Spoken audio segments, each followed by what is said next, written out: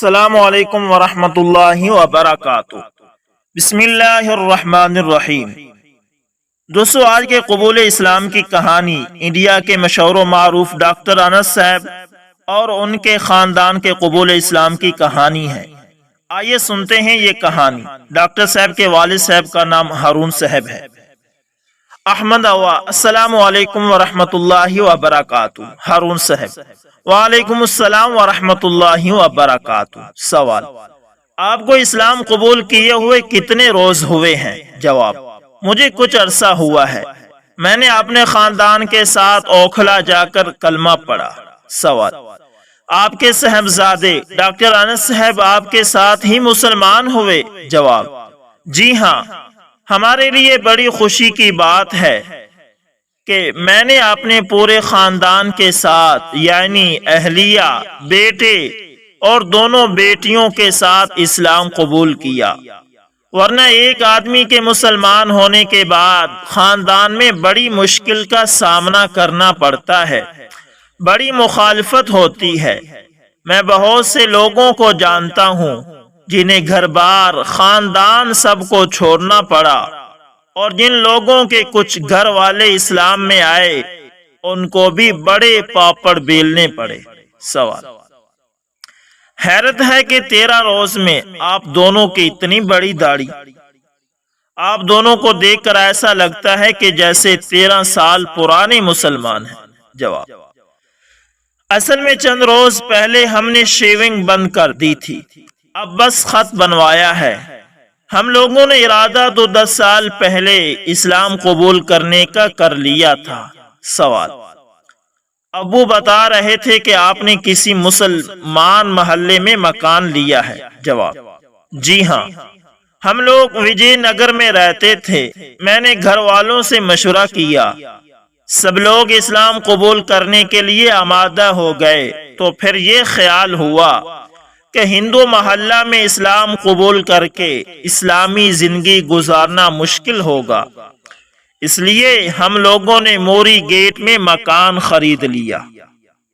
سوال: موری گیٹ میں مکان اچھا مل گیا؟ جواب: الحمدللہ، بہت اچھا مکان مل گیا۔ اصل میں اس مکان کی سب سے بڑی اچھائی یہ ہے کہ مسجد کی دیوار سے لگا ہوا ہے۔ ایک مکان ہمیں اور مل رہا تھا۔ ہمارے سبھی جاننے والے جو اکثر مسلمان ہی تھے، ان کی رائے تھی کہ یہ مکان 200 گز میں ہے اور 5 لاکھ روپے سستا مل رہا ہے، وہ لے لیں۔ مگر بیٹے انس نے بھی رائے دی اور میرے دل میں بھی بات آئی کہ یہ مکان 150 گز میں ضرور ہے، 50 گز زمین کم ہے اور 5 لاکھ روپے قیمت بھی زیادہ ہے، مگر اللہ کے گھر کی دیوار سے دیوار ملی ہوئی ہے، نہ چاہتے ہوئے بھی مسجد میں جماعت کی نماز مل جایا کرے گی، اس لیے مسجد کے قریب کا مکان خریدا، اور 13 روز کا تجربہ بالکل صحیح نکلا کہ اللہ نے اپنے فضل سے بہت ہی اچھی بات ذہن میں ڈالی۔ 13 روز میں میری تو اللہ کا شکر ہے ایک بھی جماعت نہیں نکلی، ساری نمازیں جماعت سے ہو رہی ہیں، اور جب موقع ہوتا ہے امام صاحب کے پاس چلا جاتا ہوں، ایسا لگتا ہے کہ کسی مدرسہ میں داخلہ لے کر مستقل رہ رہا ہوں۔ الحمدللہ۔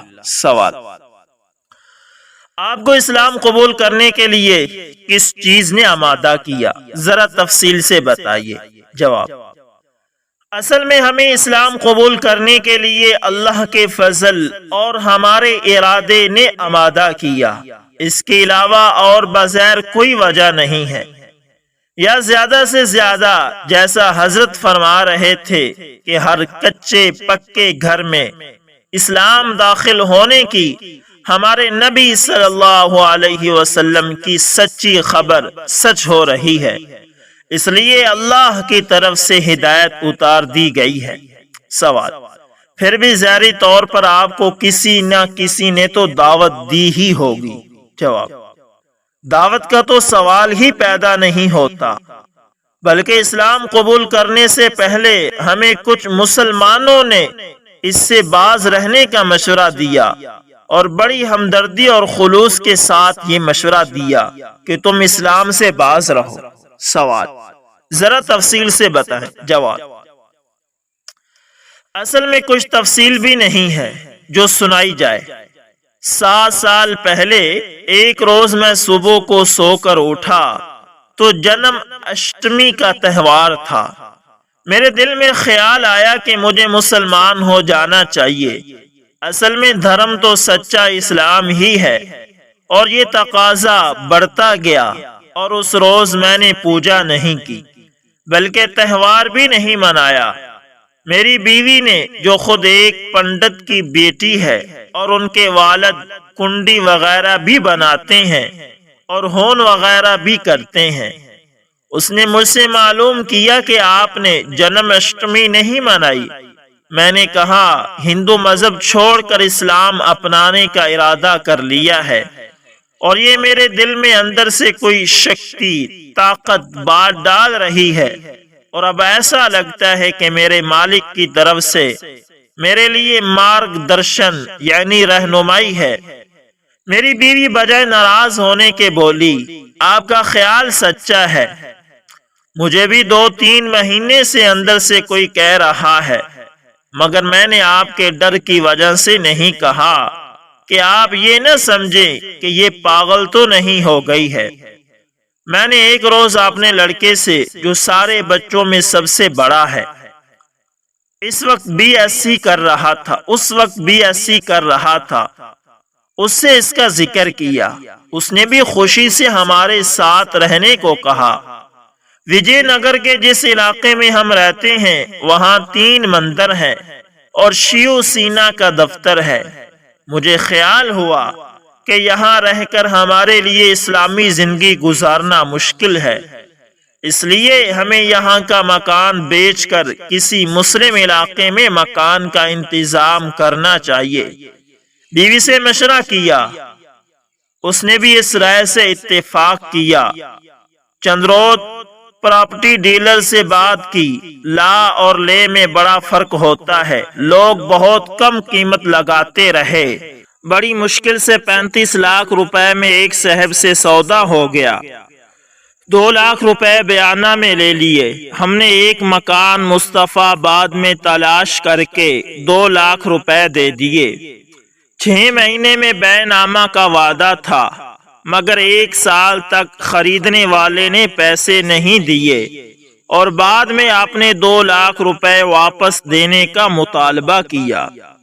بڑی مشکل سے کسی جاننے والے سے قرض لے کر ان کے 2 لاکھ روپے واپس کیے۔ کئی سال تک کوشش کے باوجود مکان نہ بک سکا۔ میری بیوی نے کہا، ایسا کریں، اس مکان کے پیسوں میں دان کی نیت کر لیں، جتنے کا مکان بکے گا اس کا 40واں حصہ مسجد میں دان کریں گے۔ میں نے نیت کر لی۔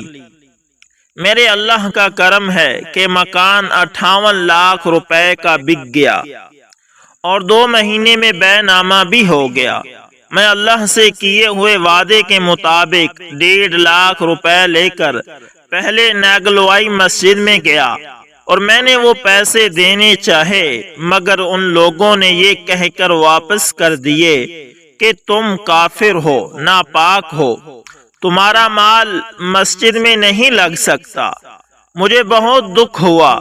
پھر اس کے بعد دوارکا میں ایک کالونی میں مسجد بن رہی تھی، اس میں بھی گیا۔ انہوں نے بھی وہ پیسے لینے سے انکار کر دیا کہ کسی کافر کا مال اللہ کے گھر میں نہیں لگ سکتا۔ مجھے کسی نے بتایا کہ جب تک دیوبند سے فتویٰ نہیں آئے گا اس وقت تک مسجد والے یہ پیسے نہیں لے سکتے۔ میں ایک مسجد میں جا کر امام صاحب سے درخواست کی کہ مجھے دیوبند سے فتویٰ منگانا ہے۔ انہوں نے معلوم کیا کہ کس بات کا۔ میں نے ساری بات بتائی۔ انہوں نے کہا، دیوبند کے بجائے فتح پوری مسجد جائیں۔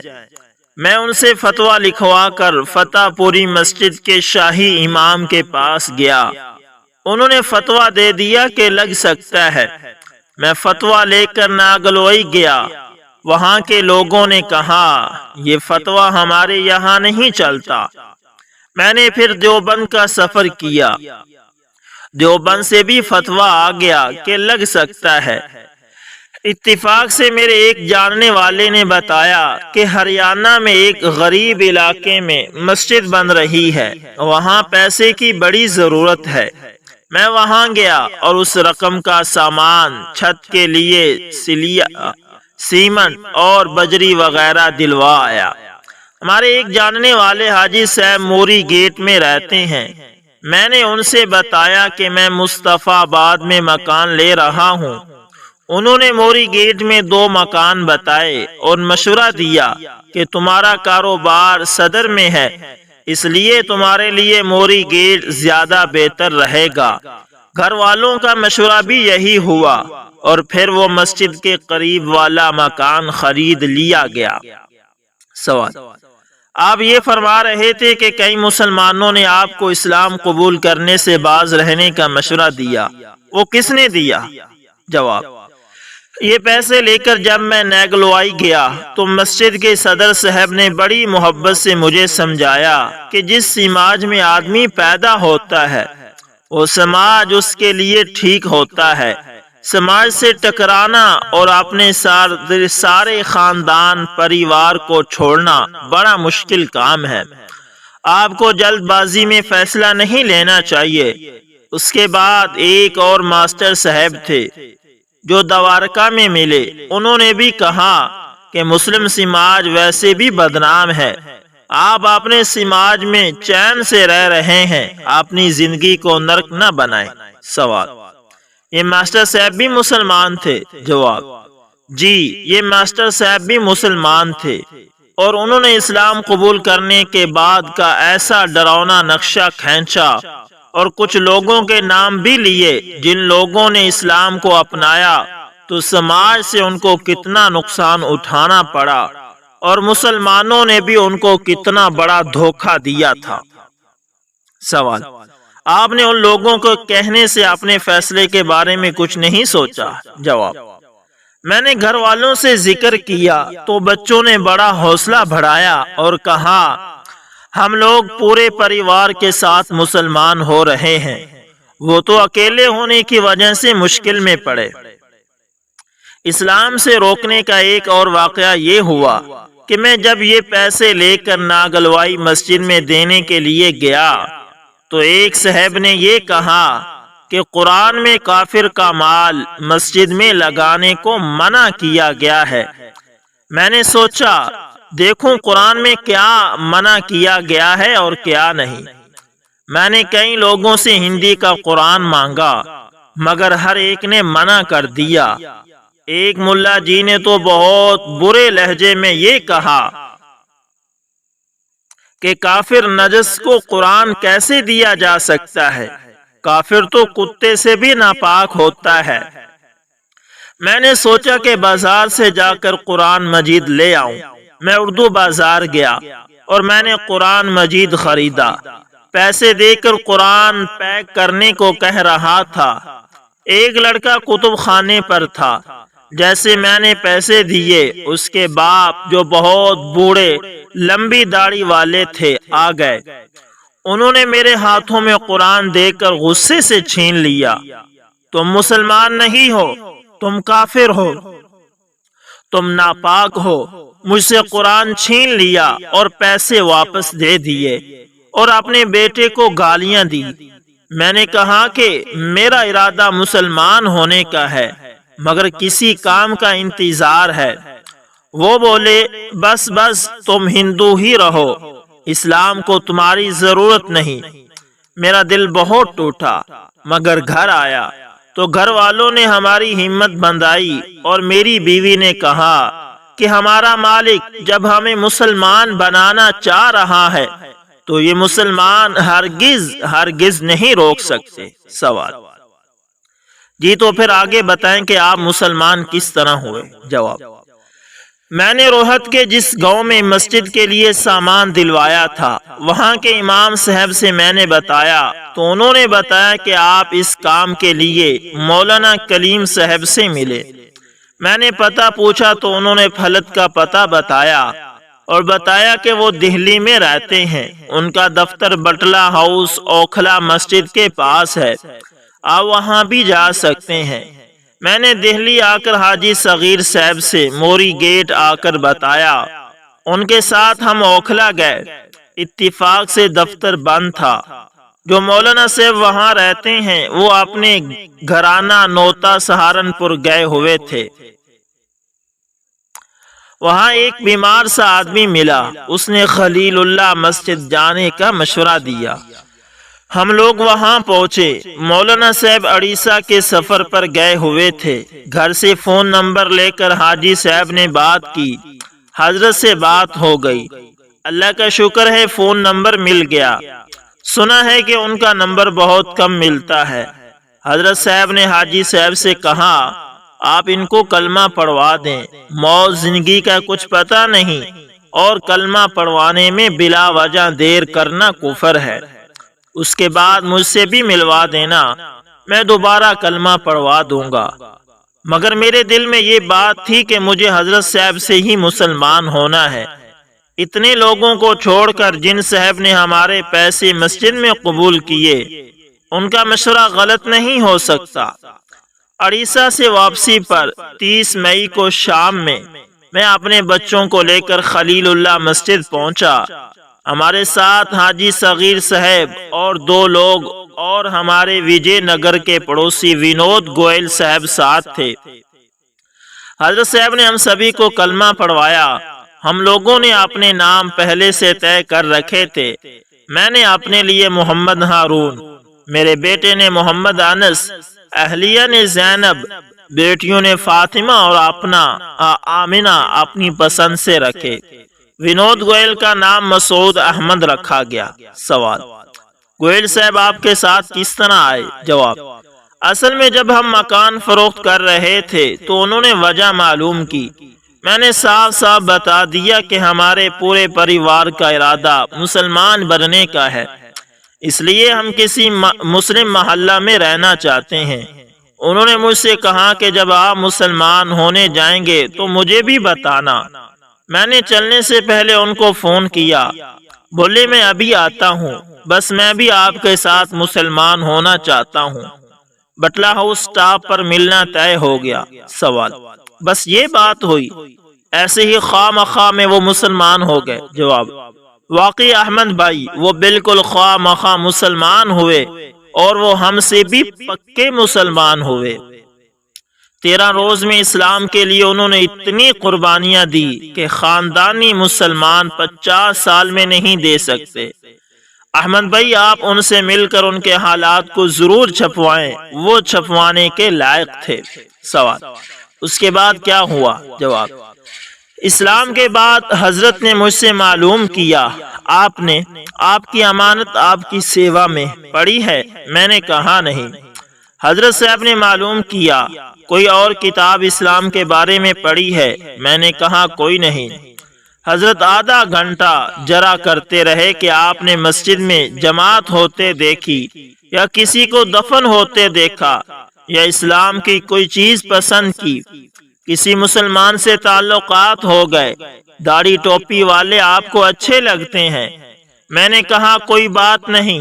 حضرت صاحب بہت ہی حیرت میں کہنے لگے، اللہ کی شان ہے کہ اب تک جو لوگ اسلام قبول کرنے کے لیے آتے تھے، کوئی وجہ اسلام قبول کرنے کی ہوتی تھی، چاہے وہ اسلام مخالف پروپیگنڈا ہو یا دوسری وجوہات ہوں۔ یہ پہلا واقعہ ہے کہ بغیر وجہ کے ہدایت، وہ اللہ جو حضرت آدم کو بغیر ماں باپ اور حضرت عیسیٰ علیہ السلام کو بغیر باپ کے پیدا کرنے والے ہیں، وہ دکھا رہے ہیں کہ ہم بغیر سبب کے بھی ہدایت دے سکتے ہیں۔ اور احمد بھائی، واقعی ہمیں اللہ تعالیٰ نے بغیر سبب کے اپنی قدرت اور فضل سے ہدایت سے نوازا ہے۔ سوال: آپ کے بیٹے کیا کر رہے ہیں؟ جواب: انس نے فزکس میں PhD مکمل کی ہے، ابھی ویوا ہونا باقی ہے۔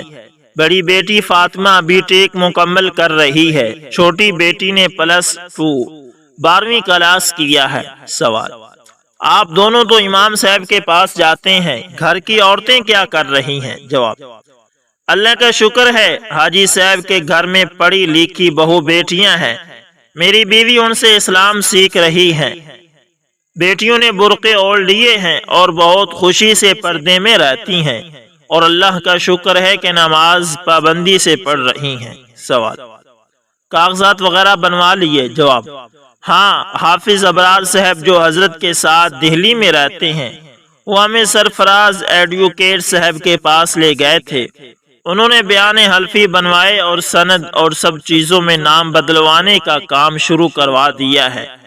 ہمارے پاس 6 لاکھ روپے بچے ہوئے ہیں، اس سال ہمارا حج کو جانے کا ارادہ ہو رہا ہے۔ حضرت صاحب سے میں نے فون پر بات کی، حضرت صاحب نے بہت خوشی کا اظہار کیا۔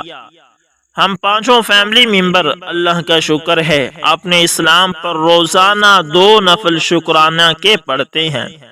میرا اور میرے بیٹے کا ارادہ انشاءاللہ جماعت میں جانے کا بھی ہے۔ سوال: ماشاءاللہ، واقعی آپ کا اسلام اللہ کے فضل کی خاص نشانی ہے، آپ مسلمانوں کے لیے کوئی پیغام دیں گے؟ جواب: ہدایت اس طرح اتری ہوئی ہو تو ہمیں اللہ کے بندوں کی ہدایت کا ذریعہ بننے کے لیے اپنی بساط بھر کوشش کرنا چاہیے، کم از کم میرے جیسے اللہ کے فضل سے ہدایت کی طرف آنے والوں کی حوصلہ شکنی کر کے ان کے لیے رکاوٹ تو نہ بننا چاہیے۔